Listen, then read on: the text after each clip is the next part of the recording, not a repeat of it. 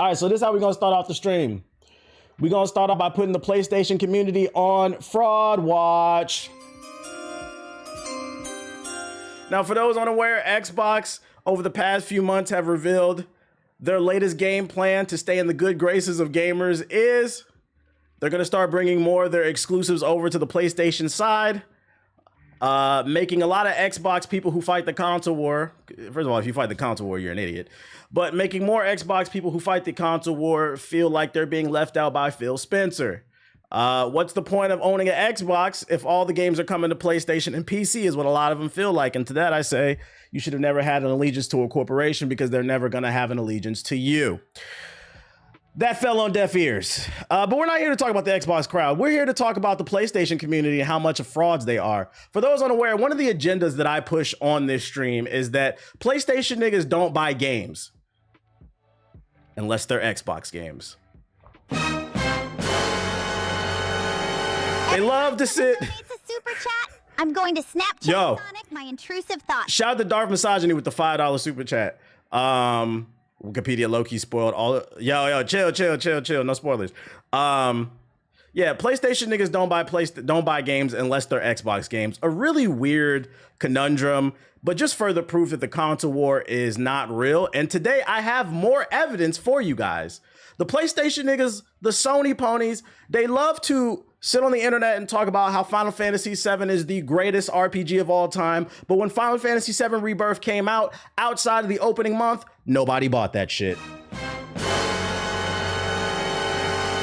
Astrobot, one of my favorite games of last year. It won Game of the Year. A lot of you Sony ponies didn't buy it. Rise of Ronin, a cool action game. Wasn't even in the, I think it was number 10 the month it came out. And after that, it fell off the charts. Right. Put Astrobot on PC. Right, put Astrobot on PC so the developers can recoup their money. The point I'm trying to make to y'all is outside of Grand Theft Auto, NBA 2K, Madden, Fortnite, FIFA, college football, and the MVP bundle, which is Madden and college football combined, PlayStation niggas don't buy games. They love to sit on the internet and talk about Spider-Man 2 should have won Game of the Year, this, that, and the third. But the data says that you guys do not buy the exclusives that you claim you love. Except for The Last of Us. That's why they keep remastering that shit. And ladies and gentlemen, I know it gets on some of y'all nerves because you guys are corporate cocksuckers. But I'm here to sadly report we have more data to suggest that PlayStation niggas' favorite games are Xbox games. According to reports, Forza Horizon 5 has sold 2 million units on the PlayStation 5 in the first month alone. This might end up being one of the best-selling games on PlayStation and Xbox game. You guys are fucking frauds. This is why I keep trying to tell y'all I get these jokes off. But understand there's truth to these jokes. The console war is not real.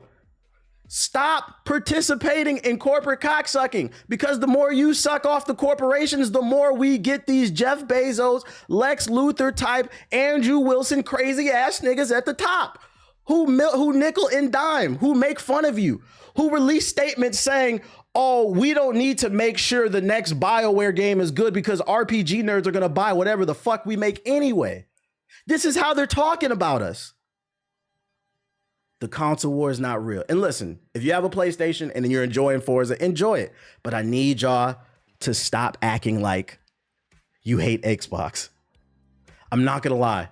PlayStation niggas act like that one dude in your friend group that acts like he don't like fucking tortoise, fat bitches, bruh. Fat chicks need love too. Don't disrespect. Fat chicks need love too. But the PlayStation niggas are the ones that love to act like they not knocking down these tortoises. Dude, we know what you're doing at 3 in the morning. Stop fucking lying, bruh. Be who you are. So ladies and gentlemen, I have a new prediction.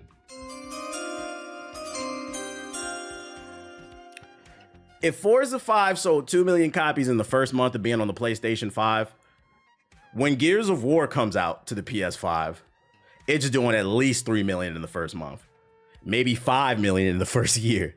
And that shit's gonna have crossplay. Oh, PlayStation niggas is gonna eat it the fuck up. I'm tired of people talking about gaming is dead. There's nothing to play. Apparently there is. It's Xbox games. So next time you see a Sony pony on the internet talking shit about the Xbox, say, why are you doing that? Why are you riding so hard for Sony? You guys love Xbox. You're secretly playing these games. You guys could not wait to play Forza. You can't wait to play Gears of War. You can't wait to play Grounded 2. You said, this is what I bought this PS5 for, this PS5 Pro. I'm trying to be this little ass kid riding around on ants like Honey, I Shrunk the Kids. That's what I bought this next gen console for, nigga. Shut the fuck up. The console war is not real. If this hurts your feelings, fuck you. This is based off data. I don't base anything I'm talking about off my feelings, unless I say I'm pushing an agenda. Although this agenda is based off data, so you can't refute this shit, bro. This shit is selling like hotcakes, nigga. Y'all love this shit. Y'all fucking love. Matter of fact, before I move on, let me go ahead and say this shit real quick. All PS5 niggas, do me a favor. Go to your local store, go online, Amazon something, order some Xbox stickers and put an Xbox sticker over your PlayStation logo because you niggas is fucking frauds. You got an X station, nigga. You don't got a PlayStation. Shut the fuck up. And paint it green too. Cause you not playing no PlayStation exclusives. It's fucking crazy. Anyways, next topic. In other regards to fucking frauds, let's talk about an industry. Well, first we was talking about the gamer frauds. Let's talk about industry frauds. I'm watching you from my X station right now. Hey, I respect that you already calling it the X station. I respect that. Yo, shout out to Trey Galloway, which, by the way, the funny thing about the Forza, as I called it like 2 months ago. I said, they gonna eat this shit up, bro. Niggas is liars, bro. Shout out to the X station, man. New console on the market. Mind's Eye boss reportedly blames its failure on saboteurs and says a relaunch is in the works, even as the entire development studio is at risk of layoffs. Shout out to Simba with the super chat, bro. Yeah, Gears is next. The situation in Mind's Eye studio, Build a Rocket, has taken another weird turn in the form of a video chat between the founder and its employees. According to an IGN report, Benzi is committed to a relaunch of Mind's Eye. That's right, ladies and gentlemen. I'm gonna go ahead. Since we're relaunching Mind's Eye, this fucking shit stain, I was calling it Pink Eye because it sucks. But ladies and gentlemen, I have a new name for Mind's Eye. Mind's Eye will now go by Pink Eye, AKA the Morbius of video games. Now, why am I calling this the Morbius of video games? Because if you guys remember, when Morbius came out, that movie was awful. It flopped in theaters, and then they brought it to Apple TV, and Apple tweeted out, Morbius is the #1 movie this weekend on Apple TV. And for some reason, Sony thought that people loved Morbius, when really they were just streaming it because it was free on Apple TV. So the internet fooled Sony into redistributing Morbius into movie theaters, and it didn't flop once, but it flopped twice. Give it up for the internet, man. And you know who's following in the footsteps of Morbius? Pink Eye. That's right, ladies and gentlemen. The head of the studio said they are committed to re-releasing Pink Eye, presumably with the goal of setting the game on a redemption arc, even though the entire studio is at risk of being let go. Looming the layoffs at Build a Rocket Boy, they were first confirmed last week with the beginning of a 45-day consultancy period required by law in the UK when a company is planning to lay off more than 100 employees. The studio acknowledged at the time that there are some internal changes happening, but they seemed eager to play it down, saying that it was working to reassign roles for as many employees as possible and that the consultation process may result in redundancies. Mind's Eye, Pink Eye Deluxe. Instead of getting Pink Eye in one eye, you're getting it in both, nigga. Got the fucking Sharingan. Today's IGN report says the redundancy emails have been sent to everyone at Build a Rocket Boys UK studio. However, estimated to be around 300 people build a layoff, as well as the staff at Play Fusion, developer of the multiplayer shooter Ascendant, which Build a Rocket Boy acquired in 2024. That does not bode well for the studio's promise to keep working on the game until it doesn't suck. Siggy beat this game. Yeah, he did beat it, unfortunately. I mean, following Sonic. But that's fucking funny. They put this in the article, hoping the game doesn't suck. Where do these employees go when they keep firing people? New studio to get fired again? Well, hopefully they don't get fired again. Because to be fair to the developers, a lot of what's going on with this game is not their fault. I can't stress enough how important having good leadership is in anything you do. Like, sure, the developers play a small role in it, but it has more to do with the directors, the producers. They were too focused on writing in the trailers that this was made by former Rockstar developers instead of listening to the developers and making a good game.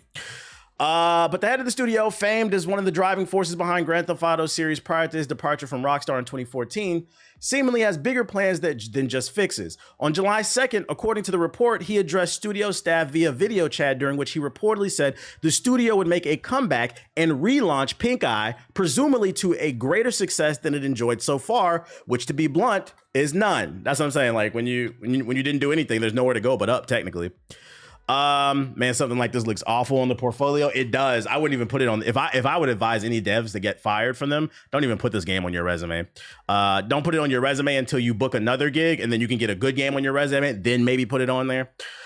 He also blamed at least some of the troubles with the game and the studio on, and I'm quoting IGN here by saying, internal and external saboteurs, among other things. That's right, ladies and gentlemen. The head of Build a Layoff, the studio behind Pink Eye, is claiming the reason this game failed wasn't due to poor leadership, due to a lack of polish and just a shitty game. He's saying Sam Fisher snuck into the studio, hacked into their computers with his little green goggles, and saboteured everything.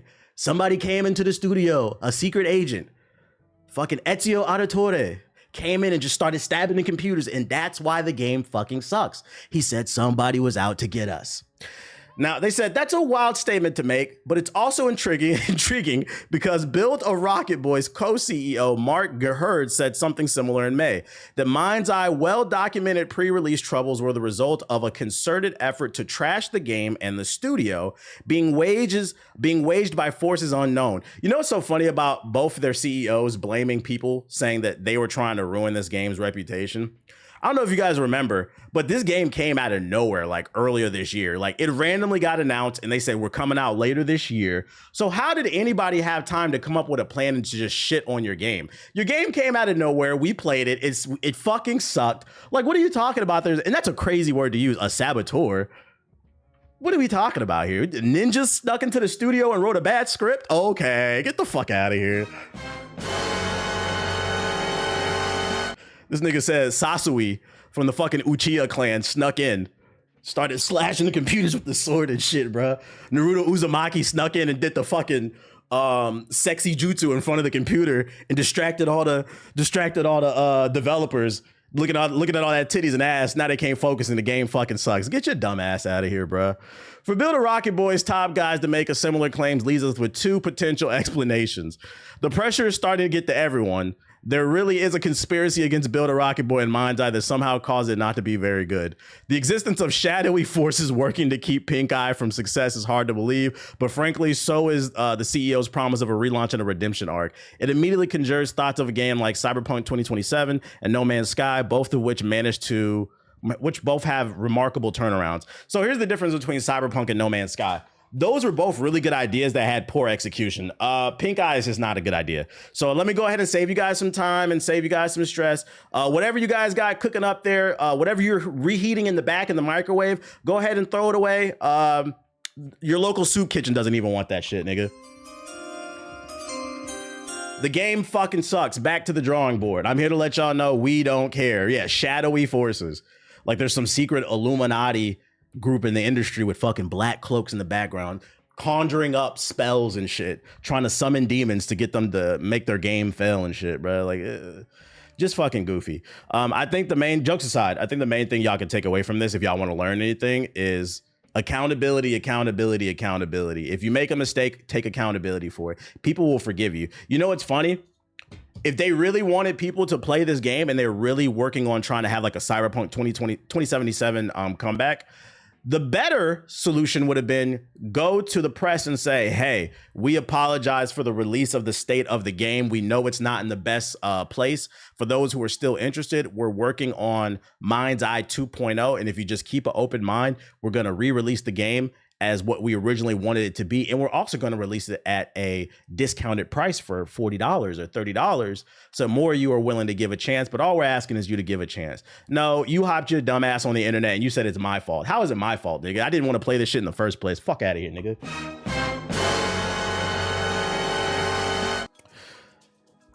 So this is the problem with capitalism. We have another bad capitalism story. Subnotica 2, if you were looking forward to the game, we got some drama surrounding the survival ocean game Subnotica 2. Krafton, the multi-billion dollar, and I repeat, multi-billion dollar publishing studio, recently made headlines by announcing a surprise change in leadership at Unknown Worlds, the developers behind Subnotica, citing a lack of focus on the development of Subnotica 2 as the core reason behind the abrupt dismissals. Krafton acquired Unknown Worlds back in 2021 with the initial promise of releasing Subnotica 2 in early access by 2024. Since then, however, the game has seen several delays. On July 2nd, Krafton announced Unknown Worlds co-founders were being fired effective immediately. The three executives, Ted Gill, Charlie Cleveland, and Max McGuire, were replaced by Steven Papalopoulos. I don't know how to say that. Nigga, your name is Papalopoulos. As the CEO, best known for his work on the Callisto Protocol. Oh, man, I got a new prediction, chat. I don't know, man. I don't know about this game, dude. You know, this is crazy. Instead of putting them on probation, or if you wanted to fire them, bringing in a new CEO for the company that has a proven track record, these niggas fired the group of people that made the original, because I didn't play this game. I'm not into these survival games like that. But one thing I do know is people do love Subnautica. It has a community. This was a successful game on Steam. You fired the people who created the successful franchise, and you brought in a nigga who got fired off his old game, Dead Space, did a remake called the Callisto Protocol based off the original game that's worse than the original game and is one of the worst games of last fucking year. Give it up for this company, guys. Now, initially, Krafton did not provide a reason for the termination beyond hinting at a faster development cycle under Papalopoulos. Unknown Worlds also released a statement of their own assuring players that while the leadership may have changed, the core development team actually working on Subnautica 2 remains the same. It doesn't change the fact that you changed the directors, you changed the leadership. That can lower morale. It can change the vision. You say it, but we'll see. Shortly after the news broke, Charlie Cleveland published a blog post in response to Krafton's actions, detailing his long career in the game development world and how much of a shock it was to him when he was disallowed from working on the title he had spent 20 years building. Crucially, he stated that the game is ready for early access, stating that if the decision had been left up to Unknown Worlds, former leadership Subnautica 2 would have been released early access sometime during 2025 as originally planned. So they said they had been trying to put it out. Uh-oh. We got a war of the words over here. The situation further escalated when Bloomberg's Jason Schreier reported that Krafton had promised a $250 million earnout to Unknown Worlds if the studio was able to hit certain revenue targets by 2025. Most of that sum would reportedly have gone to the three co-founders, the same individuals fired just before the game's early access window. Uh-oh. Conspiracy. So, let me tell you where I think this is about to go. If it's true that one of the founders of the company is saying that the game was ready to be released, but it got delayed by the publisher, and then they all got fired when in their contract, they were just so happened to also get $250 million, sounds like the publisher was trying to kick them out just so they didn't have to pay them.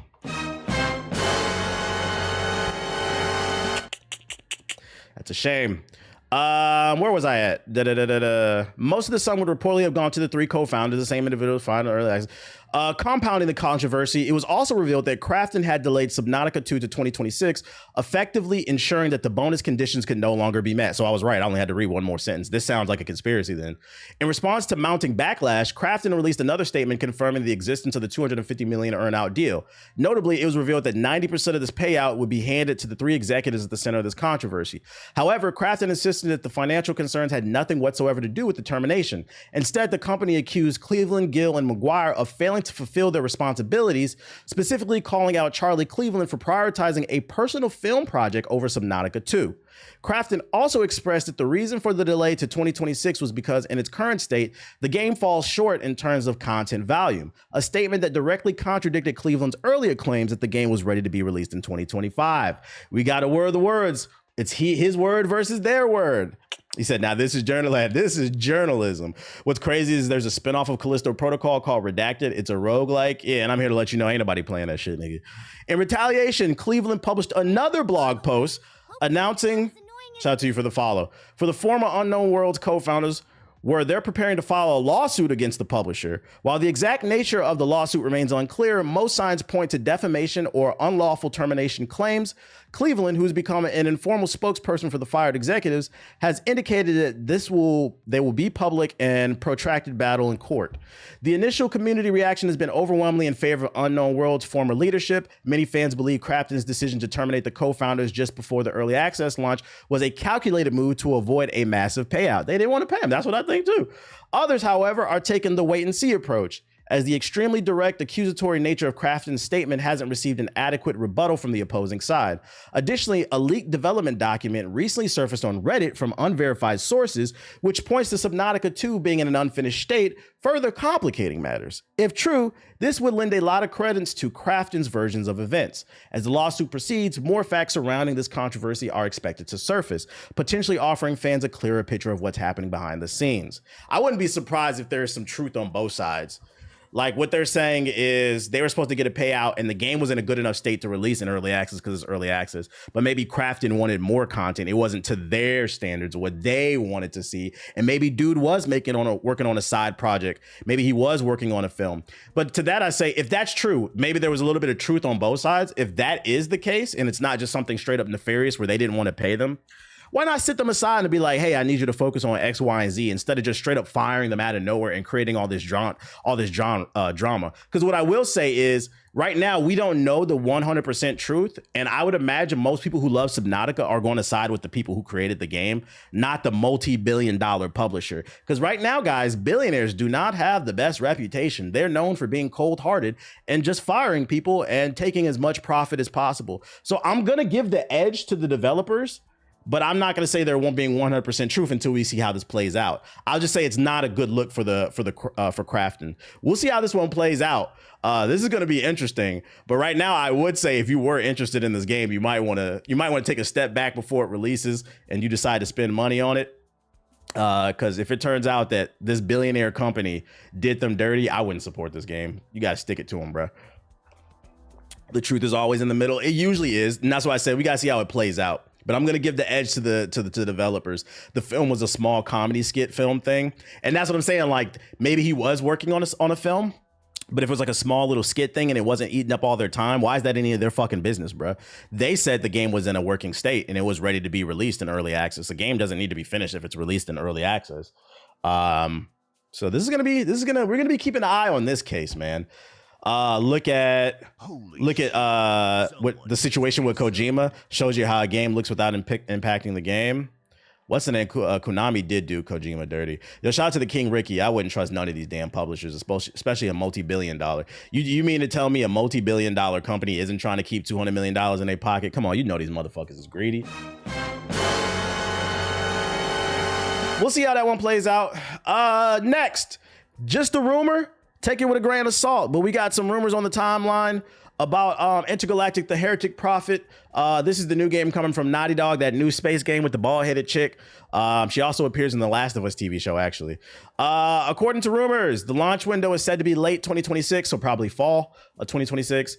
The game is said to be The Last of Us Part 2 meets Dark Souls. I have to see what that looks like, if that's actually true. I hope it's more Dark Souls than The Last of Us, because I'm not going to lie. If it's more Last of Us than Dark Souls, that's going to piss me the fuck off. Because I told y'all, this company, in my opinion, Naughty Dog, is on the clock for me. They've been making the same game for almost 20 years. And a lot of people thought I was hating when I said this 5 years ago for the first time. But I feel like people are starting to come to my side and realize they've been making the same game for the last 15 years. And I would hate for a new IP to be the same fucking game, aka Uncharted and The Last of Us, but it's in space. Come on, guys. I want to see you guys are capable. You can do it. This is the company that made Jack and Dexter. For those of you unaware, Jack and Dexter was the first game on the PlayStation 2 that had no fucking loading screens. It was a seamless open world. So don't tell me Naughty Dog is not capable. I get on their ass because they are capable of innovating and pushing boundaries. I'm tired of Uncharted, Uncharted 2, Uncharted 3, Uncharted 4, Uncharted on the fucking PS Vita. The Last of Us Remastered. The Last of Us Remastered again for the PS5. The Last of Us 2, The Last of Us Remastered, the new Last of Us bundle, The Last of Us Season 1, The Last of Us Season 2, and they've already confirmed Season 3 and 4. I'm sick of it. I'm glad people are starting to wake up. I'm fucking sick of it. This shit better not be The Last of Us in space, or we're gonna flame them the fuck up, bro. Like, oh, how the mighty have fallen. Oh, how the mighty have fallen. But that being said, it's all a rumor. It doesn't mean any of this is true. I'm just acting like it's true. If it is, I hope it's more Dark Souls than The Last of Us, because then that could be an interesting combination. Because to be fair, one of my favorite games in recent memory was Remnant 2, which is basically, it's a looter shooter that meets like Elden Ring, Dark Souls mechanics, but it has some of the most interesting, intricate, engaging boss fights with the co-op. If it's leaning towards that Remnant 2 with the awesome setups, the customization of fire story, engaging combat, it could be something good. So I'm trying to be fair. It could be something good. But if it leans more towards The Last of Us Part 2, oh my fucking God, no. We'll see. Other stuff. Has big areas with layers of travel. What up, homeless? Contains planet side travel with glider, parkour, and faith anchors where you can fast travel. So there'll be a lot of exploration is what they're claiming. The gameplay is said to be similar to God of War 2018. I don't know what that means. Maybe like over the shoulder camera, third person, which would make sense. That's every fucking Sony exclusive. Yeah, platforming. I like that. You could piece together parts of the story by finding items, collecting journal entries, and exploring. Yeah, but I hope most of the story is told through cutscenes. I do not want no environmental storytelling. No, thank you. Neil Druckmann's script is said to be heavy. There's a lot of different ways that could be interpreted. I don't know what that means. Lighting engine is insane, meaning you probably need a PS5 Pro. It's not coming to PS4 as well. Next trailer is said to be at the Game Awards 2025. So we'll see this December, basically. As long as they're trying to innovate, we need more innovation. We need more innovation. That being said, take it all with a grain of salt. None of this is confirmed. I'm not too familiar with this creator. It's just something I saw on the For You page and I wanted to bring up because it was at least fun to chat about. Take it all with a grain of salt, guys. How many hours do you think this game will be, to be honest? At least 20 hours if we're basing it off previous Naughty Dog games. At least 30 hours probably. The sooner the big console companies let people upgrade consoles, the sooner gaming can innovate. Well, just get a PC. They're never going to do that because of the beauty of console is the convenience. The moment you start, I'm not saying I'm opposed to it, but the moment you start integrating things like upgrading you can upgrade the hard drive. And look how many niggas still don't know how to do that. But the moment you integrate how to upgrade your CPU, your GPU, your RAM and stuff like that, that also creates problems for developers.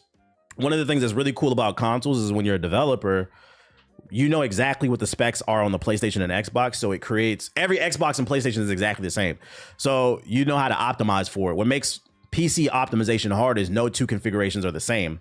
You start implementing that into consoles, it's going to make it hard to optimize the game. So you're going to see optimization problems on console as well, similar to the PC. Yeah, it's a closed system. So I know it sounds good on paper. You actually don't want those type of upgrades. And then here's another part.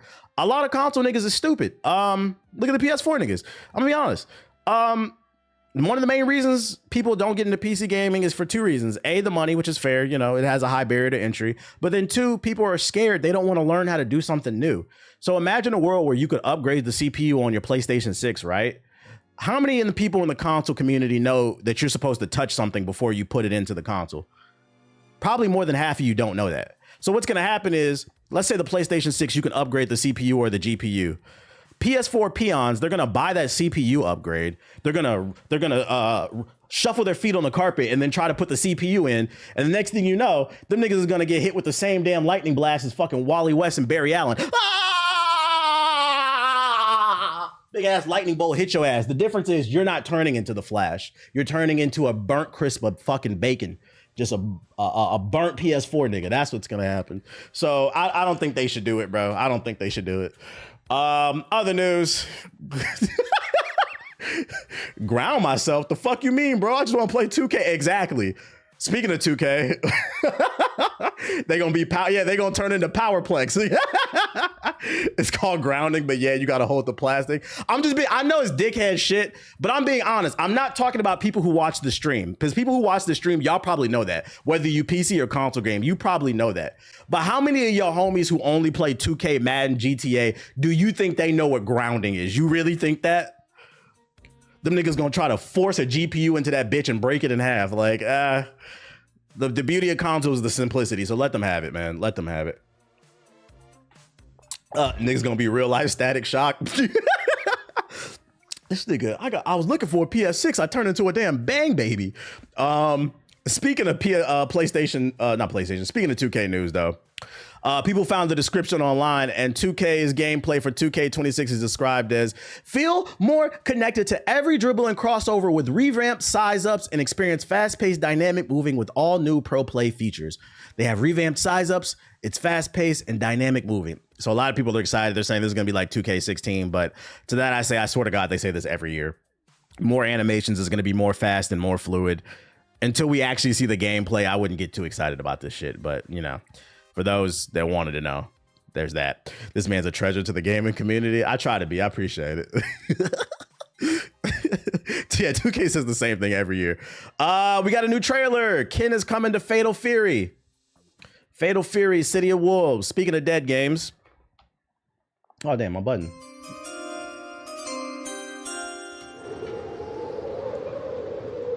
Ronaldo really killed this game, bro. So, Ken, fire still burns, I hope.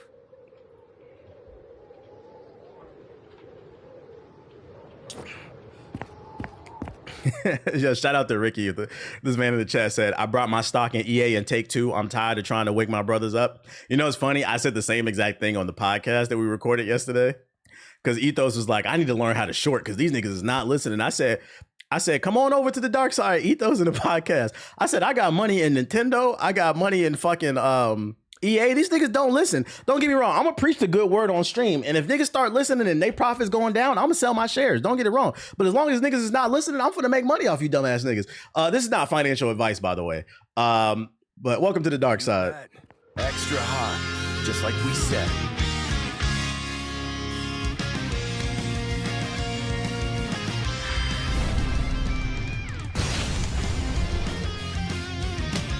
Ken looks like Ken.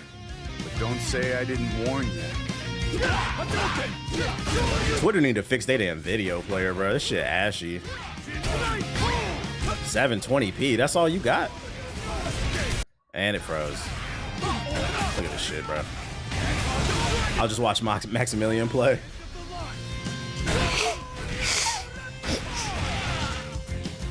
Look, I got my own problems. No disrespect, but you don't got a chance. What the hell does all that mean? So, I mean, if you... For all 5 people playing this...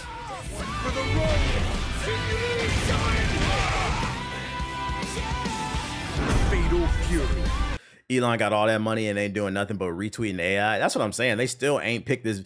If they really want to compete with other small social media platforms, they need to upgrade the video player so it's compatible with fucking YouTube. This man on Twitter talking about Mecha Hitler. You need a Mecha upgrade to this fucking video player. This shit is ashy. It only goes in 720p, and then it don't even look like real 720p. This shit look like 480p upscaled. Look like a fucking Switch 1 game.